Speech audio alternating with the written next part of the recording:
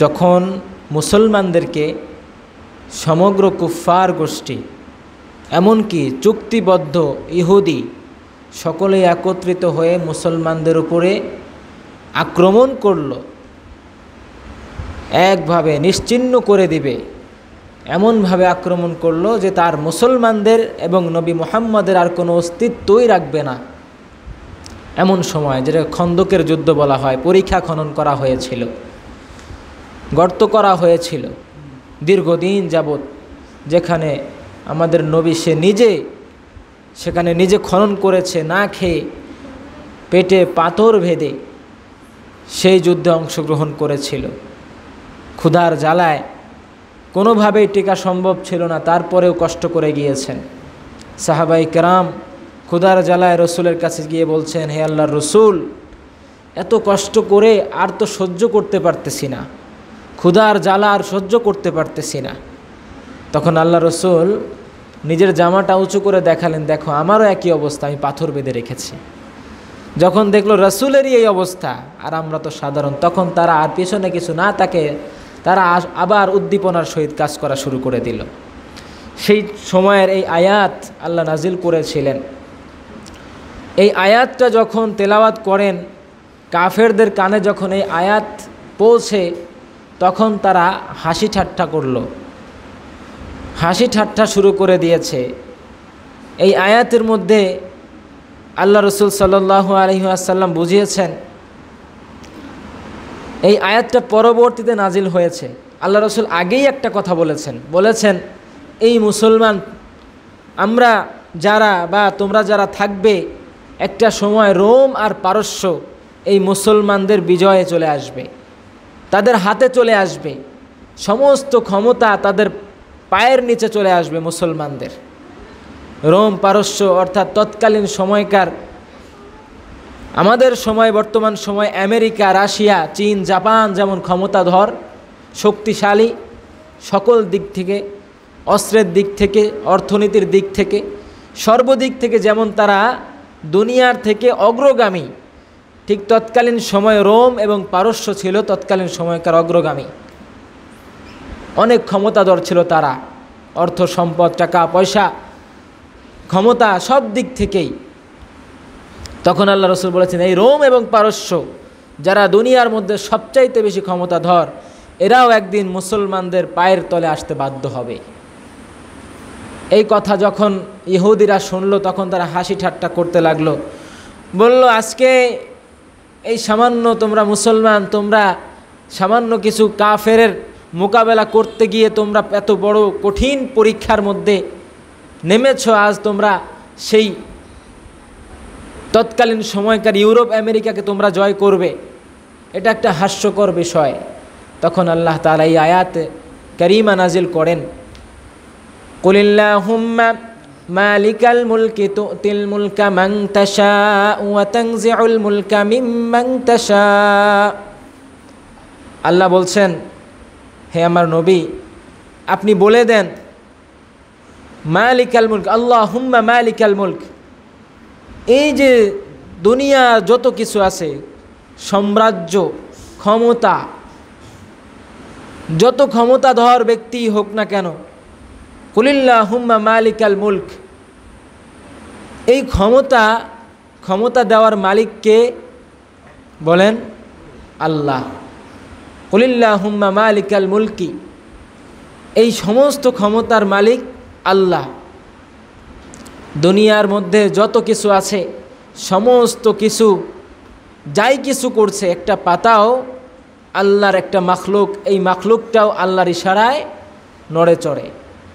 কুলিল্লাহুম্মা মালিকাল মুলকি তুতিল মুলকা মান তাশা, আল্লাহ তাআলা যখন চান, যাকে চান এই ক্ষমতা অর্পণ করেন। ওয়া তানজিউল মুলকা মিম্মান তাশা, আর যখন চান তার থেকে ক্ষমতা নিয়ে নেন, অপাস করে নিয়ে নেন। তখন যখন এই আয়াতটা নাজিল হলো এই কথার মর্মে, তখন মুসলমানদের ঈমান আরও বেড়ে গেল। কারণ আল্লাহ তাআলা স্বয়ং কোরআনের আয়াত নাজিল করে দিয়েছেন এই সম্পর্কে, যে রোম পারস্য তাদের হাতে চলে আসবে, পায়ের নিচে চলে আসবে।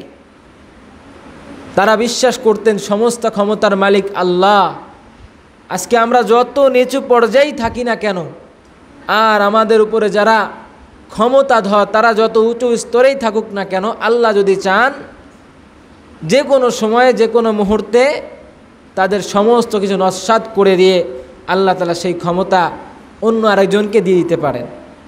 ওয়াতানজিউল মুলকা মিম্মান তাশা ওয়া তুইজ্জু মান তাশা ওয়া তুযিল্লু মান তাশা বিয়াদিকাল খাইর। আল্লাহ তাআলা যখন যাকে চান সম্মানিত করেন, যখন যাকে চান লাঞ্ছিত করেন। ওয়াতানজিউল মুলকা মিম্মান তাশা বিয়াদিকাল খাইর। সমস্ত কল্যাণের মালিক কে? আল্লাহ। সমস্ত কল্যাণ আল্লাহর হাতে, আল্লাহর হাতে সমস্ত কল্যাণ। ইন্নাকা আলা কুল্লি শাইইন কাদির। আল্লাহ তাআলা সকল বিষয়ের উপরে ক্ষমতাবান, সকল বিষয়ের উপরে ক্ষমতাবান। দুনিয়ার বুকে আল্লাহ রাব্বুল আলামিন অসংখ্য অগণিত ক্ষমতাধর শাসক প্রেরণ করেছেন। সেই দুনিয়ার শুরু থেকে আমাদের ঐতিহাসিক যেই ক্ষমতাধর যারা ছিলেন তাদের মধ্যে একজন ছিল ফেরাউন, যে কয়েক শত বছর যাবৎ সে বনি ইসরাইলের উপরে তার ক্ষমতা চালিয়েছে। যখন এই কথা ঘোষণা হয়ে গেল এমন একজন সন্তান আসবে, এমন একজন ছেলে আসবে, এমন একজন বার্তাবাহক, এমন একজন আল্লাহর দূত দুনিয়াতে প্রেরিত হবে যে এসে তোমার ক্ষমতাকে শেষ করে দিবে, এই ঘোষণা হয়ে যাওয়ার পরে ফেরাউন সাথে সাথে ঘোষণা করে দিল যে তার সাম্রাজ্যের মধ্যে যত সন্তান জন্মগ্রহণ করবে সকলকে হত্যা করতে হবে। তার যত বাহিনী ছিল এই বাহিনীর সাহায্যে সব জায়গায় খোঁজ লাগিয়ে দিল, যখন যেখানে কোনো সন্তান জন্মগ্রহণ করছে সাথে সাথে তাকে হত্যা করা হচ্ছে। এইভাবে হাজার হাজার হাজার হাজার সন্তানকে হত্যা করেছে, অনেক অগণিত। কিন্তু আল্লাহ তাআলা এমন এমন কাজ আল্লাহ তাআলা করেন যেগুলো আমাদের চিন্তারও বাইরে, আমরা চিন্তাও করতে পারি না। হযরত মূসা আলাইহিস সালাতু ওয়াস সালাম যার ঘোষণা করেছেন তিনি ছিলেন কে? মূসা আলাইহিস সালাতু ওয়াস সালাম ছিলেন। সেই ফেরাউনের ঘরের বাদী ছিল মূসা আলাইহিস সালামের সম্মানিতা মাতা, সেই ঘরে ছিলেন। আল্লাহ তাআলা তাকে এমনভাবে রক্ষণাবেক্ষণ করেছেন, স্বাভাবিকভাবে গর্ভাবস্থায় থাকলে একজন মেয়ে বা নারীর তার অবস্থা পরিবর্তন হয়ে যায়, তার শরীরের গঠন পরিবর্তন হয়ে যায়, স্বাভাবিক থাকে না, বোঝা যায় যে তার মধ্যে তিনি গর্ভাবস্থায় আছেন।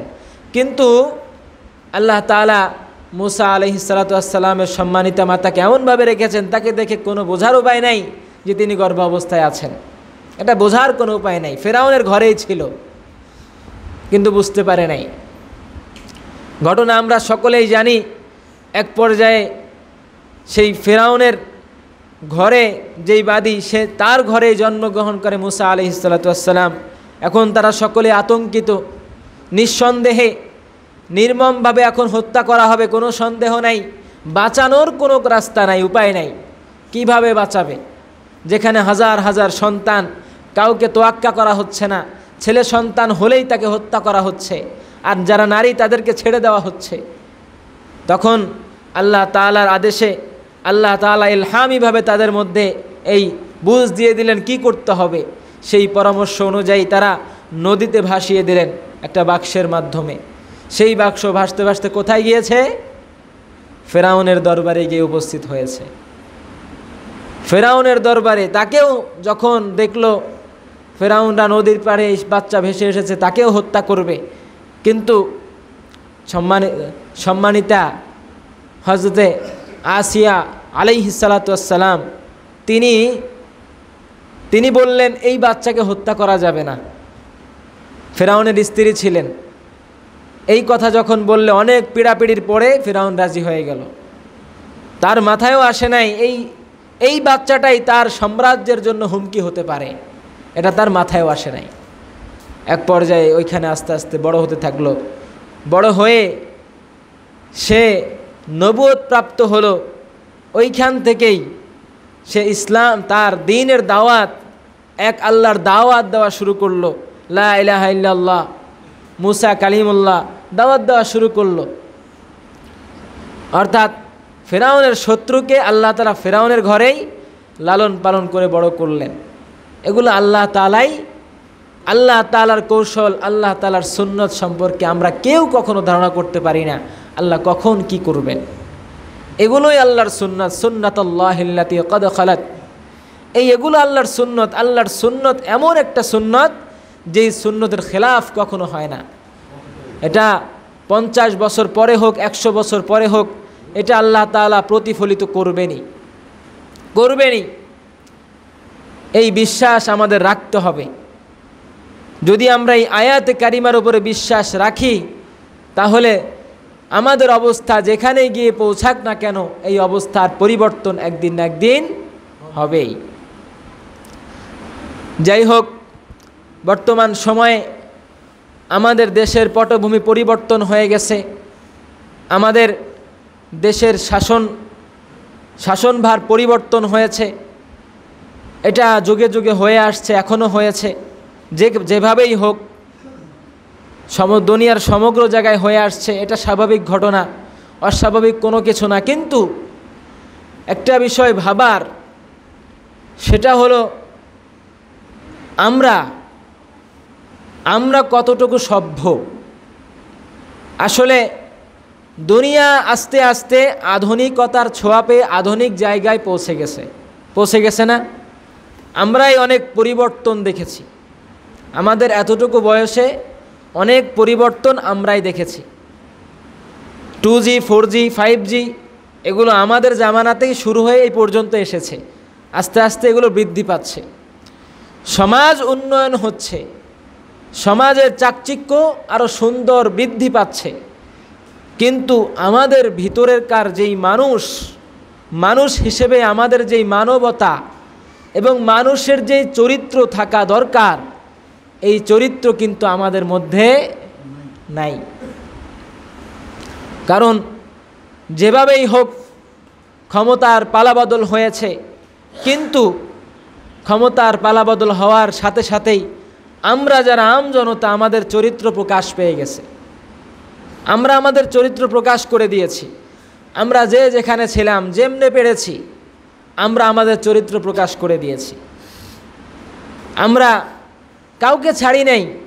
যদি বলতে হয়, আমার পার্শ্ববর্তী আমার এলাকার যারা সংসদ সদস্য ছিল, যিনি তার একটা প্রজেক্ট ছিল, ওইটা কে লুট করে নাই, মানে এমনভাবে প্রকাশ্যে লুণ্ঠন করে গেছে।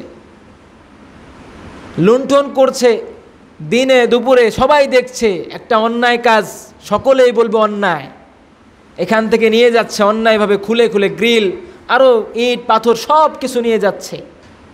সকলে দেখছে দিনের বেলায়। মানে একটু যদি সুযোগ পায় অন্যায় লিপ্ত হতে কেউ দ্বিধাবোধ করে না। সুযোগ যদি পায়, আমিও আপনি অন্যায় লিপ্ত হয়ে যাব।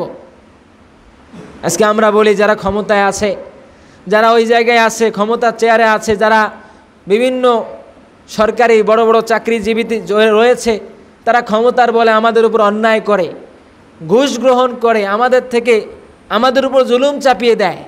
কিন্তু আমরা দুই দিন সুযোগ পেয়ে যেই আচরণটা আমরা প্রকাশ করেছি, এর দ্বারা বোঝা যায় আমরা জাতিগতভাবেই এমনই।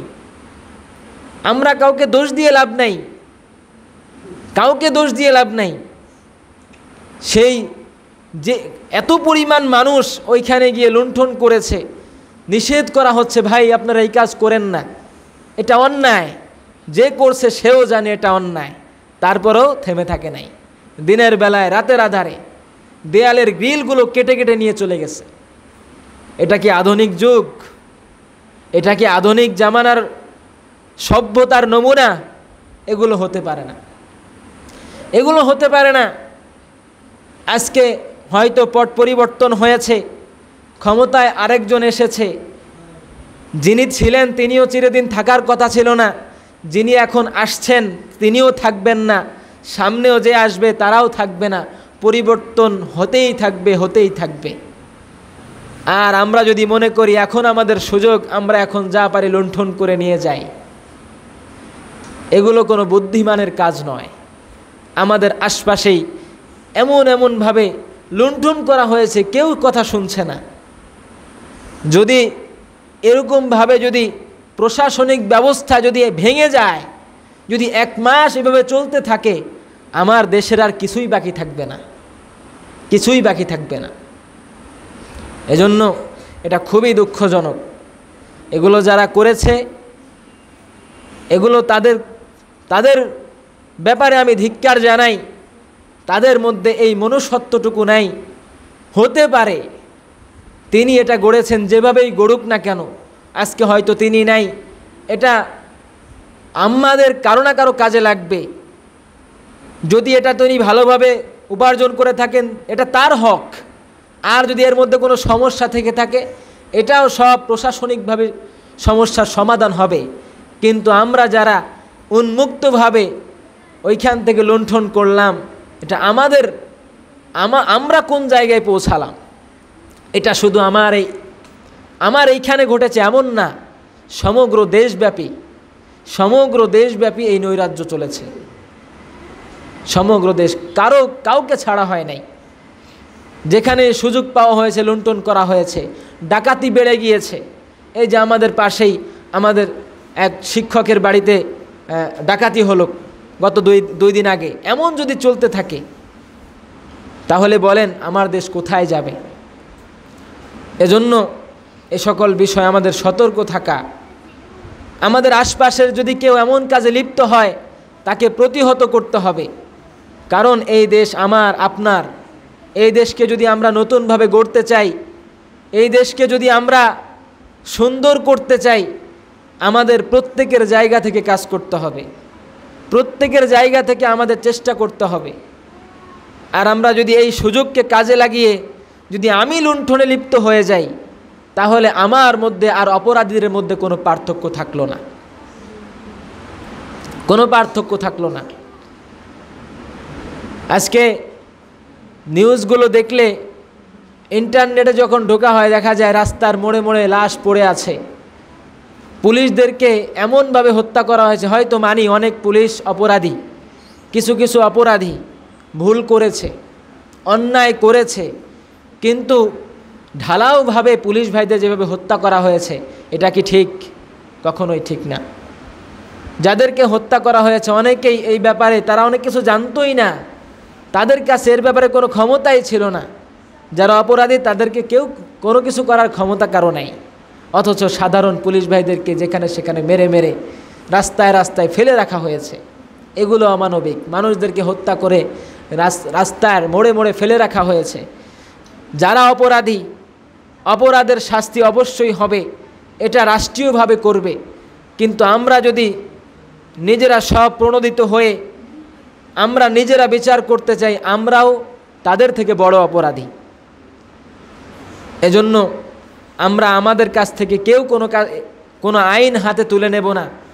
রাষ্ট্র ক্ষমতার পালা পরিবর্তন হয়েছে।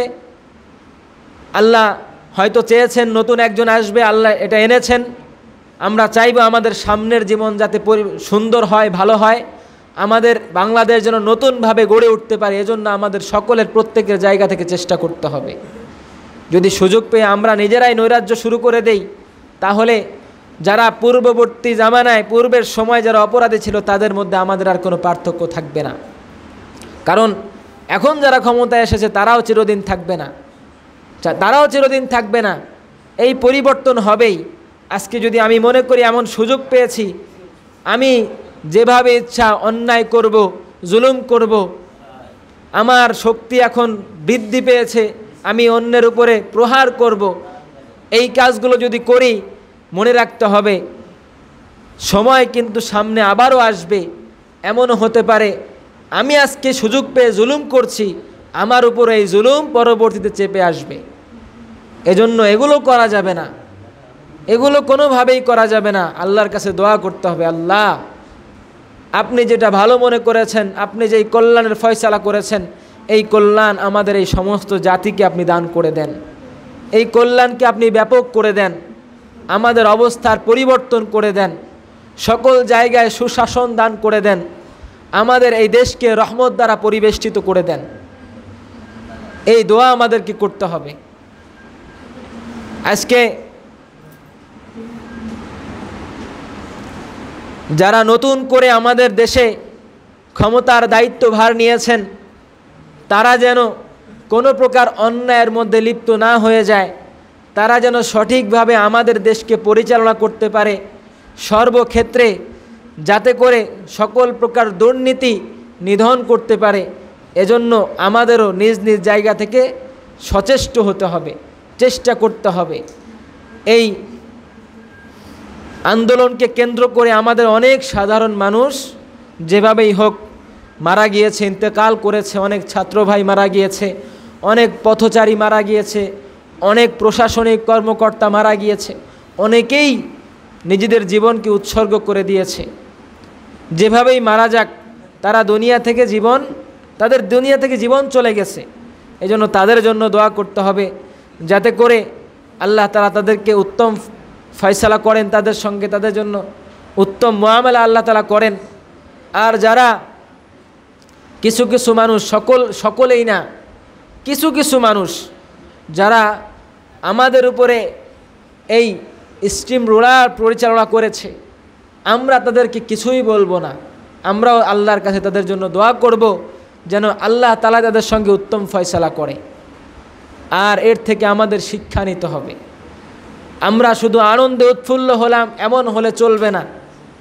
প্রত্যেকটা ঘটনা, যত কিছুই আমাদের সমাজে ঘটে, দেশে ঘটে, পৃথিবীতে ঘটে, প্রত্যেকটা ঘটনার জন্য, প্রত্যেকটা ঘটনার মধ্যে, ইতিহাসের মধ্যে পরবর্তী জামানার যারা আছে, পরবর্তী আগন্তুক যারা আছে, প্রত্যেকের জন্য কি আছে? এর মধ্যে শিক্ষা আছে। শিক্ষা আছে আমাদের প্রত্যেকের জন্য শিক্ষা। যেই ভুলগুলো হয়েছে, এই ভুলের কারণে যে সকল বিপদের মধ্যে তারা পড়েছে, এই ভুলগুলো যদি পরবর্তীতেও কেউ করে বা আমরা করি, এই বিপদ আমাদের উপর কি চলে আসবে। এটা সেই পূর্ব থেকে, সেই ফেরাউন থেকে, লূত আলাইহিস সালাম, ফেরাউন, নমরুদ, এমনিভাবে আরও অসংখ্য অগণিত দুনিয়ার বুকে যারা দুনিয়াকে শাসন করেছে, তারা এসেছে, তাদের সঙ্গে কী মুআমালা হয়েছে, এগুলো আমাদের জন্য শিক্ষা। এই শিক্ষাগুলো থেকে আমাদের শিক্ষা নিয়ে আমাদের জীবনে এগুলো বাস্তবায়ন করতে হবে। আমরা যেখানেই থাকি না কেন, যতটুক পরিসরে আমার ক্ষমতা থাকুক না কেন, অতটুক পরিসরে আমাকে হককে বাস্তবায়ন করতে হবে। কারো হক নষ্ট করা যাবে না, কারোর উপর জুলুম করা যাবে না, অন্যায় করা যাবে না। আজকে যদি আমি অন্যায় করি, এর রিয়াকশন, এর যেই